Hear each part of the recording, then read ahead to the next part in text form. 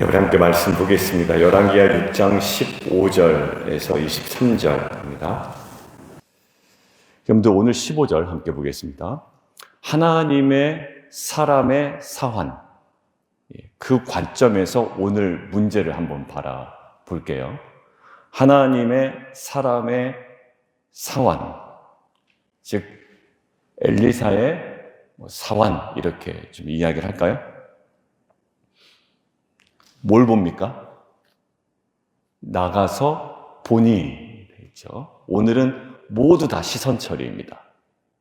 그리고 오늘 찬양도 내 눈 주의 영광을 보내. 자, 사환이 무엇을 봅니까? 군사와 말과 병거가 성읍을 에워쌌습니다. 자, 그럴 수 있죠. 충분히 그럴 수 있습니다. 그런데 사환에게는 조금 당황스러운 장면입니다. 왜 그러냐면 그 전에는 이미 수차례의 엘리사를 통한 이 정보력을 통해 아람 군대의 공격 루트를 미리 방어했단 말이죠. 그러니까 아람 왕이 굉장히 억울했던 건 뭐냐면 우리가 이쪽 길로 가려고 하면 이쪽 길이 막히고 저쪽 길로 가려고 하면 저쪽 길이 막히는 거예요. 야, 이거 누가 이걸 알려준 거냐? 라고 할 정도로 아예 초기에 공격 루트가 다 차단됐습니다. 근데 지금은 어때요? 이 엘리사의 사환이 보기에 직전까지만 하더라도 아람의 군대의 공격 루트가 사전에 차단되었는데 지금은 어찌 보면 뻥 뚫리게 된 겁니다. 그러니까 과거의 경험과 상반된 새로운 문제를 이 사환은 보게 된 거예요. 그러니까 왜 이렇게 호들갑이지? 라고 할 수 있어요.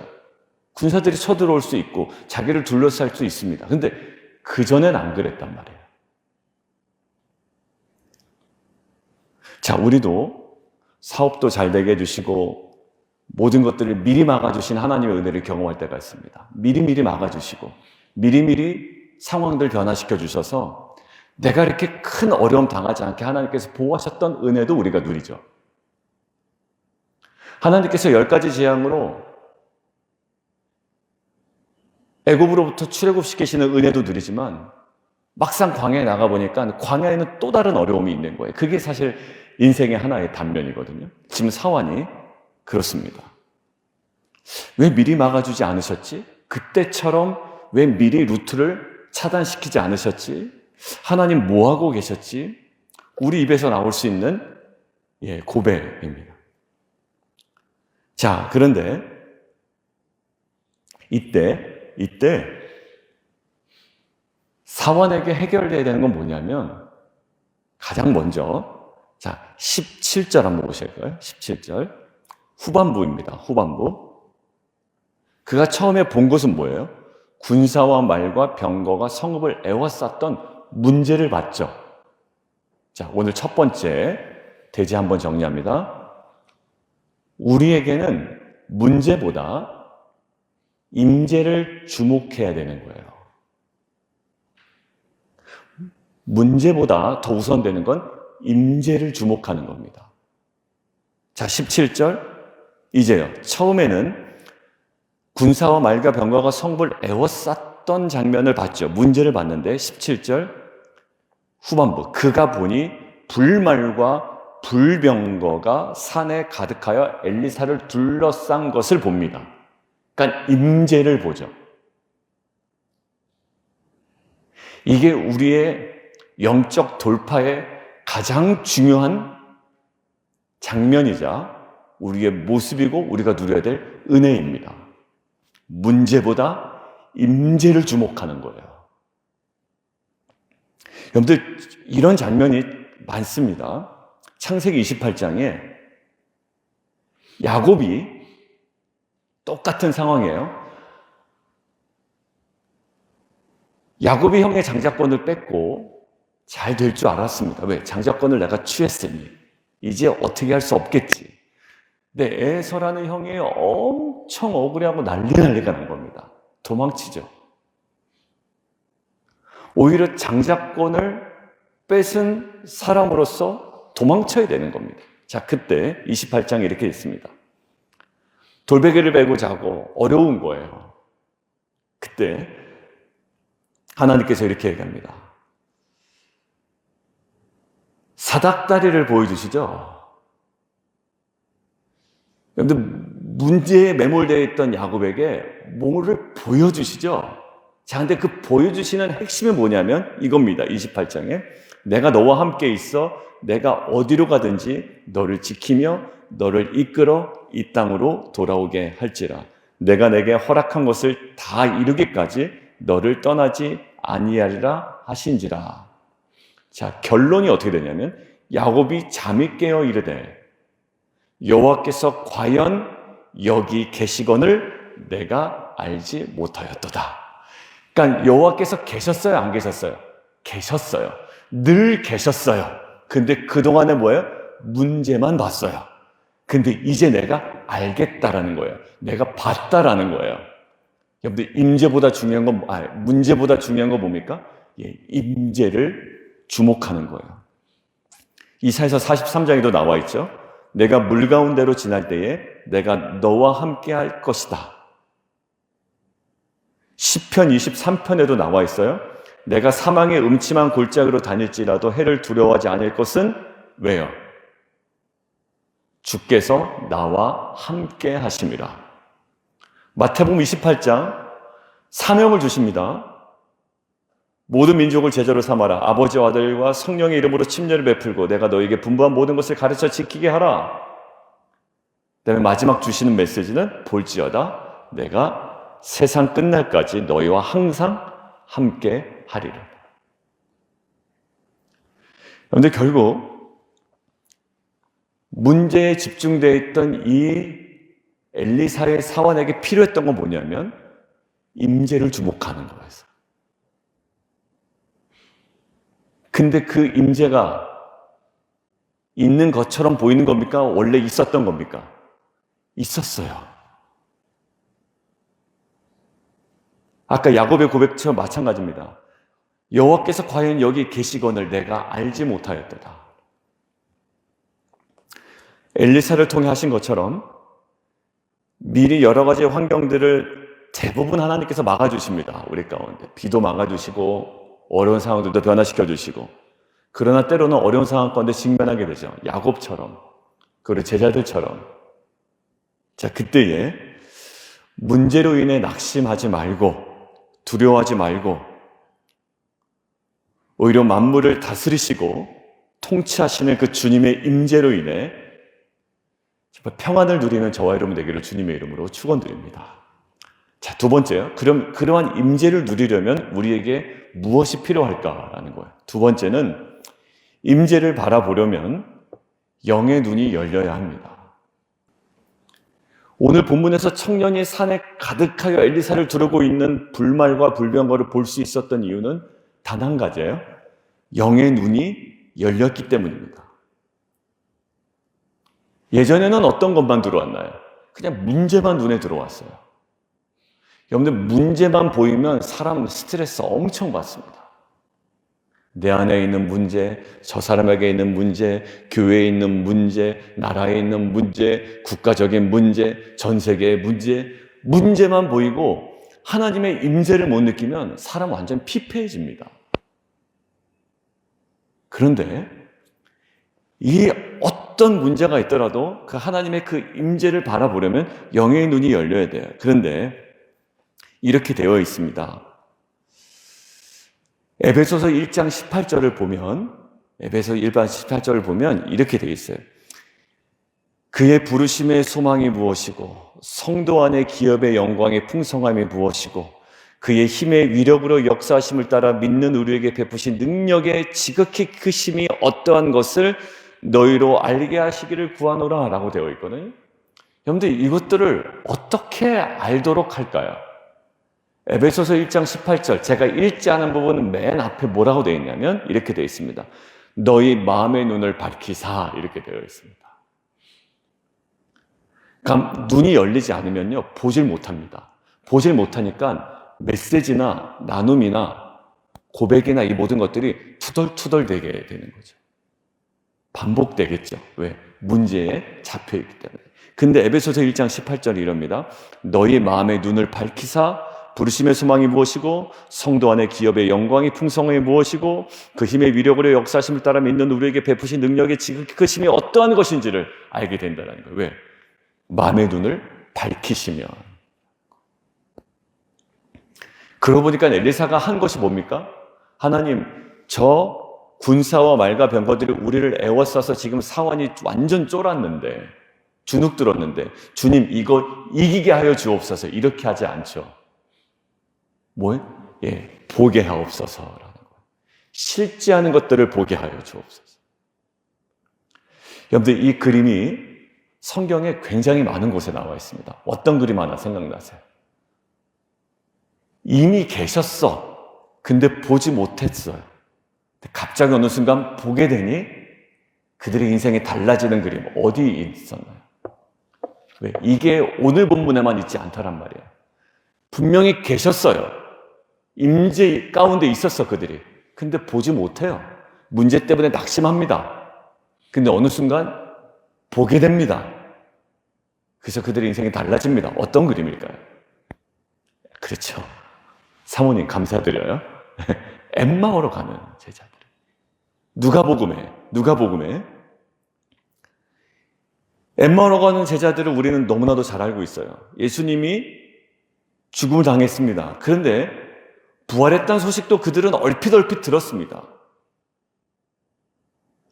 자, 그런데 그들 안에 어땠다고요? 슬픈 빛을 띠고 걸어갔다라는 거예요. 그것이 예수를 믿는 사람인지 믿지 않는 사람인지 이게 사역자인지 리더인지 모르는 거예요. 그죠? 얼굴에 슬픈 빛만 남아 있습니다. 자, 희망과 소망은 전혀 느끼지 않아요. 그런데 지금 옆에 누구 걸어가고 계시죠? 주님 걸어가고 계십니다. 이미 주님께서 제자들에게 임재하셨어요. 그런데 그들의 눈이 가려져서 그 임재를 바라보지 못합니다. 여러분들, 임재하시냐 하시지 않냐보다 더 중요한 건 그 임재를 바라볼 수 있는 눈이 열리냐 열리지 않느냐예요. 두 번째 오늘 대지는요. 임재하시고 계세요, 그곳에. 근데 눈이 열리질 않아요. 근데 누가복음 24장 31절에 이렇게 변화됩니다. 그의 눈이 밝아져 그인 줄 알아보더니 결국 그들의 영의 눈이 열려 임재를 확인하게 되고 바라보게 됩니다. 어찌 보면 주님의 임재가 없는 것이 아니라 오늘 제자들의 모습처럼 이미 임재하고 계신 주님의 그 임재를 우리의 영의 눈이 가려져서 바라보지 못하고 있는 것은 아닌가라는 생각이 듭니다. 이미 임재하고 계세요. 어디에? 지금 이 자리에도 임재하고 계세요. 근데 그 임재를 바라보지 못해요. 어떻게? 영의 눈이 열리지 않으면. 그러니까 오늘 우리의 간구가 뭐가 되냐면 하나님 이것 좀 변화시켜 주세요가 아니라 하나님 이곳에 임재하고 계시는 그 주님의 임재를 바라볼 수 있는 우리의 눈이 열리게 하여 주옵소서. 불말과 불병거, 정말 이곳에 실존하고 계시고 우리를 둘러싸고 있는 불말과 불병거를 주님 바라볼 수 있는, 볼 수 있는 우리의 눈을 열어 주옵소서. 그 주님의 임재와 영광을 누리는 은혜가 있기를 원합니다. 여러분들 시편 118편에 뭐라고 되어 있냐면 내 눈을 열어서 주의 율법에서 놀라운 것을 보게 하여 주옵소서. 여러분들 뭐라고 얘기한다고요? 내 눈을 열어서 주의 율법에서 놀라운 것을 보게 하여 주옵소서. 이게 필요한 우리에게 은혜입니다.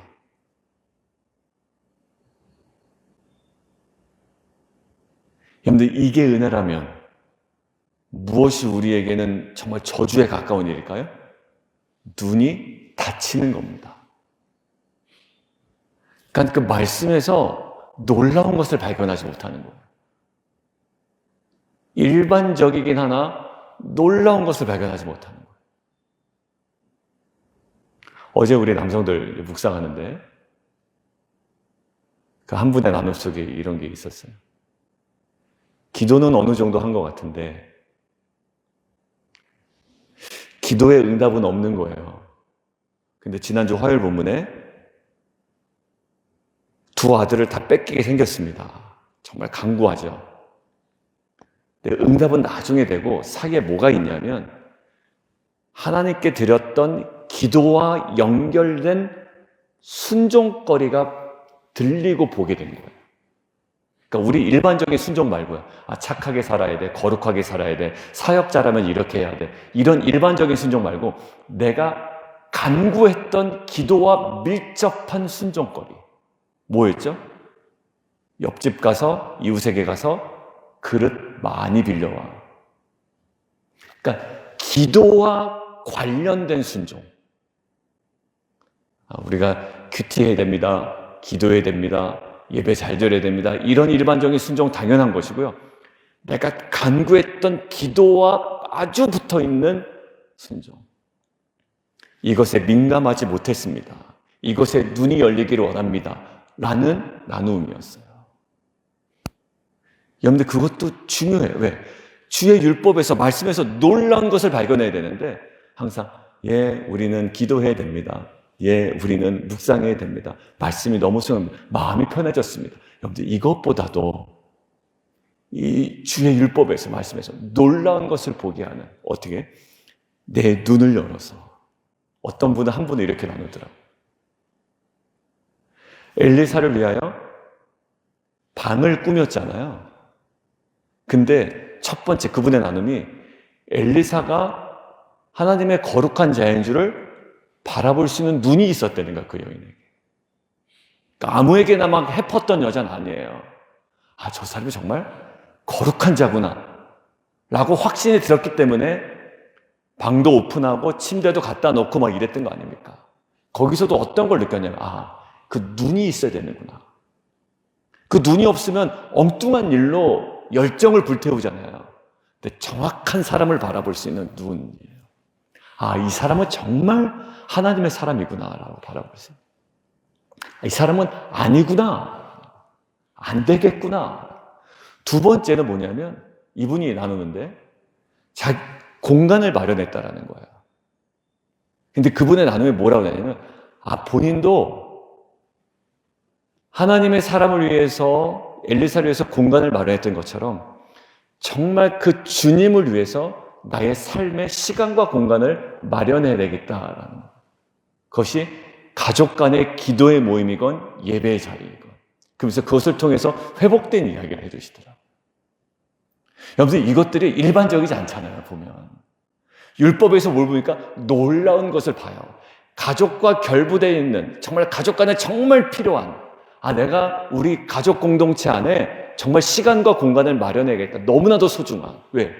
그분이 너무 나에게 중요한 분이기 때문에 주님이 너무나도 나에게 중요한 분이기 때문에 그분을 모셔드릴 수 있는 부부간의 중요한 공간. 그래서 부부가 될 수 있으면 함께 기도하고 말씀을 나누는 시간을 갖는 거예요. 여러분들 저는 이 율법에서 놀라운 것들을 바라볼 수 있는 이 눈이 열리는 은혜가 저 여러분에게 있기를 원합니다. 여러분들 저도 그렇고 여러분들 그렇고 너무 묵상을 많이 했고 큐트를 정말 오래 하신 분들은 10년 넘게 하셨잖아요. 이 말씀이 무엇인지 어떤 내용인지 아는 정도 수준이 아니라 이 율법에서 정말 눈이 열려 놀라운 것을 발견하며 그래서 기도할 때 하나님께서 허락하셨던 기도와 결부된 순종이 나한테 보여져서 그것들을 또 순종해보고 하나님께서 순종을 통해 응답하신 것도 경험해보고 이 신앙의 그 역동적인 이 은혜의 역사가 우리 안에 누려지는 귀한 공동체 되기를 주님의 이름으로 축원합니다. 여러분들 마지막이에요. 영적 눈이 열리려면 어떻게 될까요? 단순합니다. 간구의 자리로 나아가야 돼요. 눈이 열린다는 건 성령의 역사거든요. 구하는 자에게 성령을 주시지 않겠느냐. 그리고 간구의 자리를 나갑니다. 여러분들 오늘 엘리사가 뭐라고 해요? 그의 눈을 열어 보게 하여 주옵소서. 누가 청년의 눈을 열었습니까? 하나님께서 청년의 눈을 열어주셨습니다. 여러분들 사도행전에서도 아나니아가 떠나 그 집에 들어가서 그에게 안수합니다. 이르되 형제 사오라 주 곧 내가 오는 길에서 나타나신 예수께서 나를 보내어 너로 다시 보게 하시고 성령으로 충만하게 하신다라고 하죠. 즉시 사울의 눈에서 비늘 같은 것이 벗어져서 다시 보게 된다. 여러분들 우리 안에 이런 기도의 간구가 있기를 원해요. 정말 늘 변화없는 신앙생활처럼 정말 답답한 일 없습니다. 그러나 눈이 열려야 해결되는 거예요. 그래야 임재를 바라보는 겁니다. 거기서 하나님께서 허락하시는 정말 우리 기도와 묵상 가운데 아주 붙어있는 순종거리든 따라가야 할 길이건 하나님께서 보여주십니다. 엠마오로 가는 두 제자 어떻게 됐죠? 이제 예루살렘으로 다시 돌아갑니다. 눈이 열려 이제 다시 예루살렘으로 또 하나님의 부르심의 자리로 나아가는 저 여러분 되기를 주님의 이름으로 축원드립니다. 우리 함께 좀 기도하겠습니다. 우리 이 시간 함께 이렇게 기도하죠. 육체의 눈에 보이는 현상과 상황에 대한 두려움으로 갇혀있지 않게 하여 주시고 주님, 우리가 주님께 간구함으로 나아갈 때 우리의 영의 눈을 열어주셔서 우리와 항상 함께 하시고 우리를 보호하시고 지키시고 사랑하시는 주의 임재를 바라보게 하여 주옵소서. 어떤 상황과 두려움에도 우리를 위하여 둘러싸고 있는 불말과 불병거를 보게 하여 주옵소서. 우리 주님 이름 한번 부르고 함께 기도하며 나가도록 합니다.